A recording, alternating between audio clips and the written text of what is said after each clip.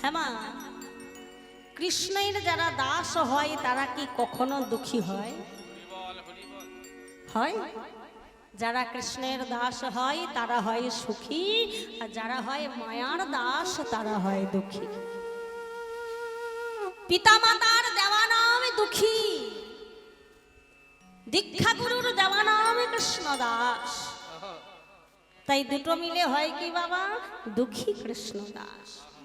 এই দুঃখী পরে কিভাবে সমানন্দ হয়েছিলেন সেটাই আমরা আজকে এই ভজনের মধ্যে আর সাধন করব।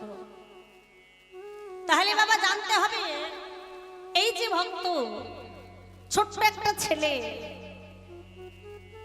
সে জন্মগ্রহণ করলো কোথায়?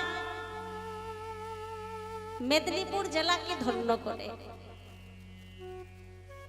আমার ভগবান, আমার গৌরহরি প্রত্যেকটা জেলায় দেখুন তার ভক্ত বৃক্ষ কল্পতরু রোপণ করেছে।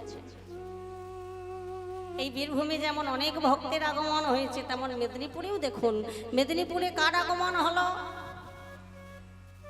বৈষ্ণব মহাজন প্রথমেই বললেন, কি বললেন গো?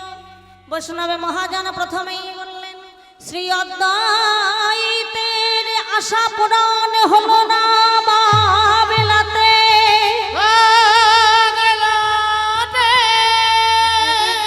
পুনঃ তিনি জন্ম নিলেন ওই ধারের গ্রামে।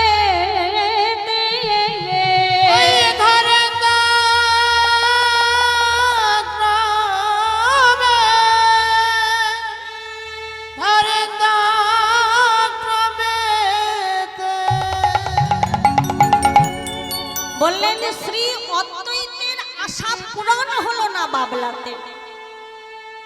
হ্যাঁ বাবা, শাস্ত্র যদি মানি এটাও মানতে হবে, দেবাদিদেব ভোলা মহেশ্বর কলিকালে বাবলা গ্রামে শ্রী অদ্বৈত আচার্য রূপে জন্মগ্রহণ করেছিলেন।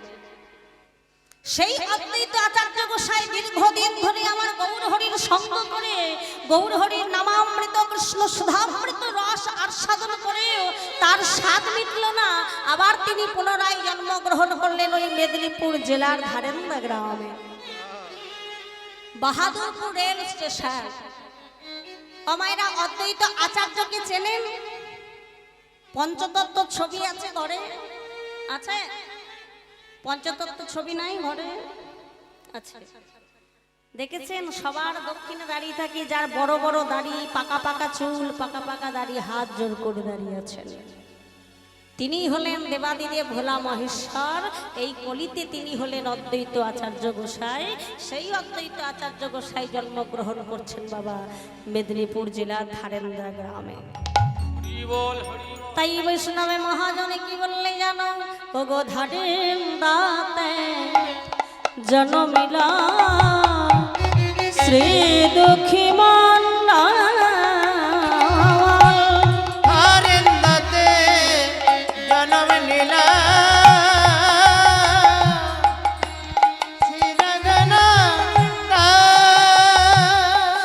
আমার মায়ের নাম দুর্গা দেবী, পিতা কৃষ্ণ মন্ডল।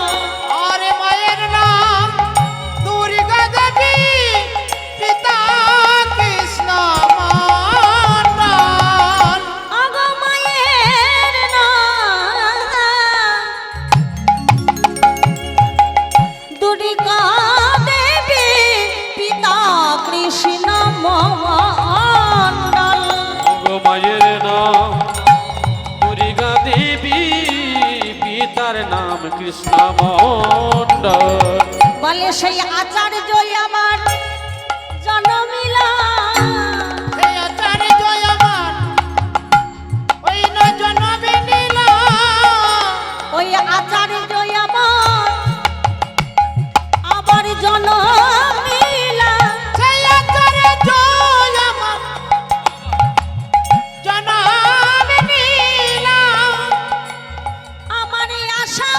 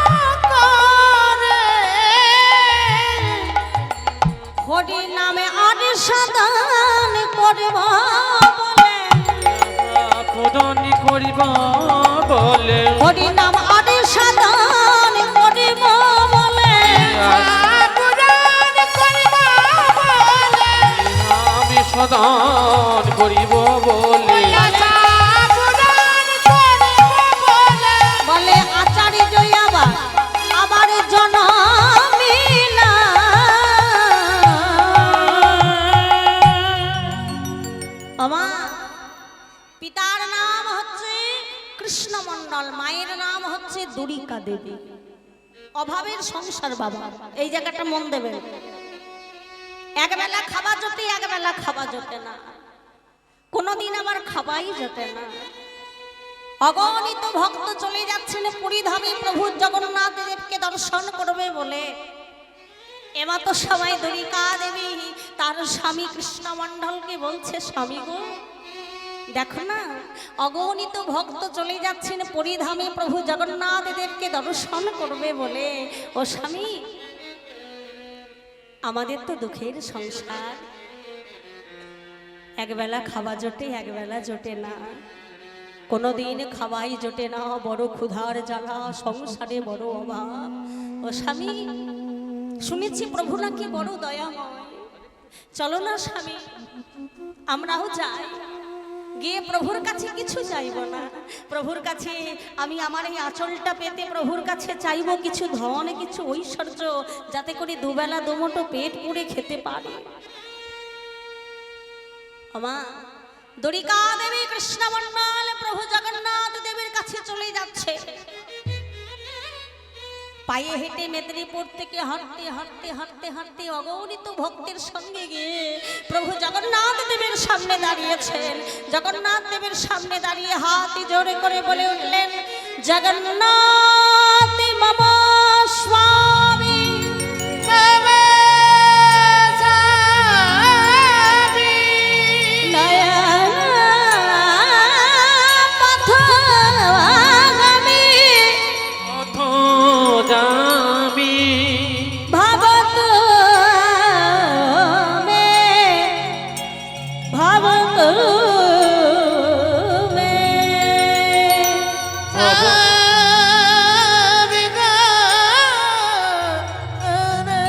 जय जगन्नाथ जय जगन्नाथ जय जगन्नाथ जय जगन्नाथ जय जगन्नाथ जय जगन्नाथ जगन्नाथ जय जगन्नाथ जय जगन्नाथ जय जगन्नाथ जय जगन्नाथ जय जगन्नाथ जगन्नाथ मम स्वामी नयन पथगामी भवत मे। जय जगन्नाथ जय जगन्नाथ जय जगन्नाथ जय जगन्नाथ जय जगन्नाथ जय जगन्नाथ जय जगन्नाथ जय जगन्नाथ जय जगन्नाथ जय जगन्नाथ। जय जगन्नाथ जय जगन्नाथ। এটা হচ্ছে জগন্নাথের প্রণাম। জগন্নাথ দেবকে হাত জোর করে প্রণাম করে জগন্নাথ দেবকে প্রণাম করছেন, মন্ত্র বলছেন, প্রভুর সামনে প্রণাম করে দাঁড়িয়েছেন দরিকা দেবী, প্রভুকে প্রণাম করে আঁচলটা প্রভুর সামনে পেতেছেন, পেতে প্রভুর বদন পানে চেয়ে আছেন। প্রভু প্রভু তুমি তো বড় দয়াময়, তুমি তো বড় কৃপাময়। ও প্রভু, আজ আমি তোমার দ্বারে এসেছি, আঁচলটা পেতে দাঁড়িয়েছি। প্রভু, আমি তোমার কাছে কিচ্ছু চাই না, আমি তোমার কাছে কিছুই চাই না দয়াময়, আমি আঁচলটা তোমার কাছে পেতেছি। প্রভু, তুমি আমার এই আঁচলটা ভরিয়ে দাও। ওমা, মনে আছে কি চাইতে গিয়েছিলেন? মনে আছে কি চাইতে গিয়েছিলেন? কিছু ধন ঐশ্বর্য। প্রভুর সামনে দাঁড়িয়ে প্রভুর ওই চাঁদ বদল খানি যেই না দর্শন করেছে, দরিকা দেবী ভুলে গেলেন তিনি কি চাইতে গিয়েছিলেন। প্রভুর সামনে দাঁড়িয়ে বলছি, দয়াময় আমি তোমার কাছে কিছু চাই না, তুমি আমার আঁচলটা ভরিয়ে দাও। তাহলে কি চাইছে? প্রভু, তুমি শুধু আমাকে একটি সন্তান দাও, যার বদন থেকে আমি একটু মা ডাক শুনে আমি আমার এই জন্মটা ধন্য করতে পারি। আমার ধন ঐশ্বর্য গাড়ি বাড়ি সুখ স্বাচ্ছন্দ্য আমার কিচ্ছু চাই না। আমাইরা এই সংসারে একটা সংসার তখনই পরিপূর্ণ হয়, একটা মেয়ের জীবন তখনই সার্থক হয় যখন সেই নারী মা হতে পারে, তাই না? এদিকে মন্দির, মায়েরা চঞ্চল হয়ে যাচ্ছে, এদিকে মন্দির। একটা মেয়ের বিয়ে হলো, বড়লোক বাড়িতে বিয়ে হলো, টাকা পয়সা পেল, ভালো স্বামী পেল, গাড়ি পেল, বাড়ি পেল, সব পেল। হ্যাঁ বাবা, সে যদি জীবনে কোনোদিন মা ডাক শুনতে না পায়, জীবনটা বৃথাই তো, জীবনটা বৃথা না। কেউ যদি এই সংসারে মা হতে না পারে, তাহলে দেখবেন কেউ তার মুখ দর্শন করে না। করে? বলে দয়াময়, আমাকে যে মা বলি ডাকার মতো কেউ নাই, তুমি শুধু আমাকে একটি সন্তান দাও। প্রভুর কাছে সন্তান চাইছেন, কিন্তু কেমন সন্তান? ও গো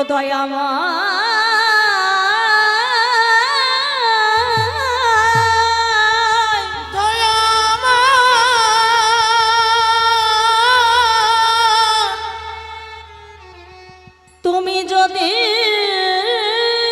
আমায় সন্তান দাও,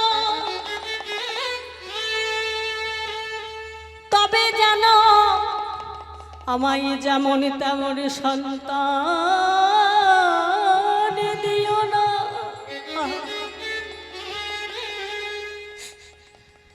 যেমন তেমন সন্তান তুমি আমায় দিও না, আমায় না। ভগবানের কাছে চাইতে জানতে হয়, যা খুশি ভগবানের কাছে চাইলে হয় না বাবা। সন্তান চেয়েছেন, কিন্তু কেমন সন্তান?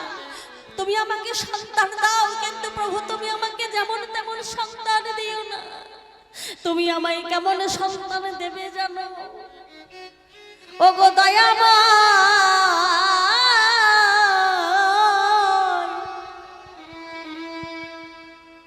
তুমি জানোই আমায় কৃষ্ণ ভক্তা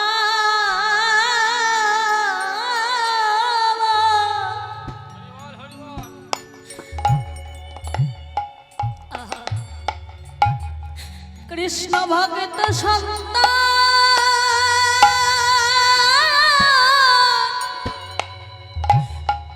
সন্তান দিয়া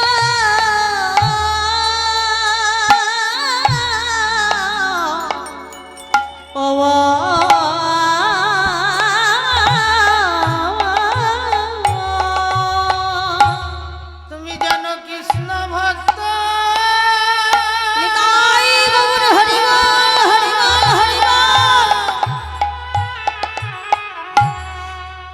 কৃষ্ণ ভক্ত সত্য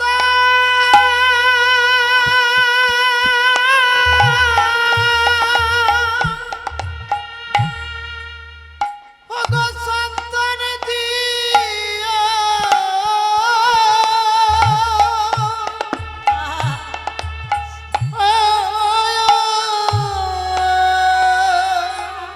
যেন তোমার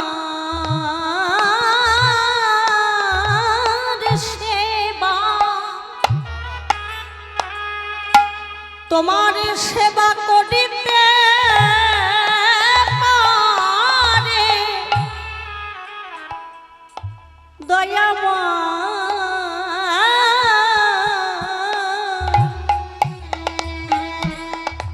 যেন আমায় কৃষ্ণ ভক্ত সন্তান দিয়া যেন তোমার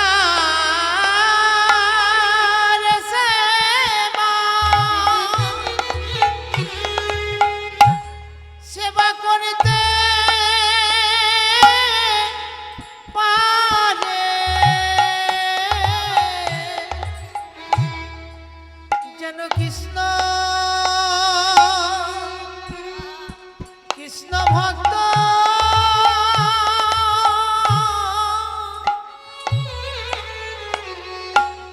কৃষ্ণ ভক্ত সন্তান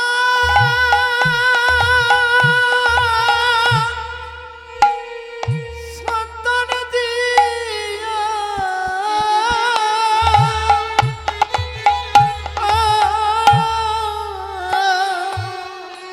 প্রভু গো যেন তোমার সেবা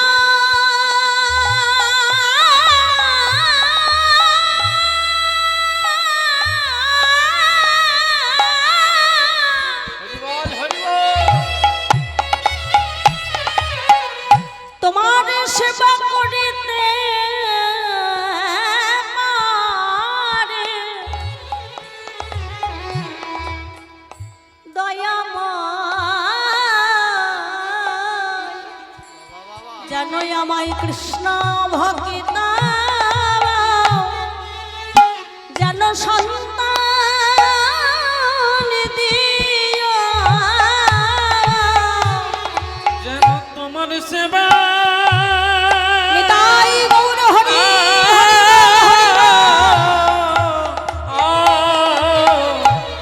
ই করিতে পারে যেন প্রভু তোমার নাম তোমার নামে গাইতে পারে যেন তোমার সেবা করিতে পারে যেন না গাইতে পারি তুমি আমায় কৃষ্ণ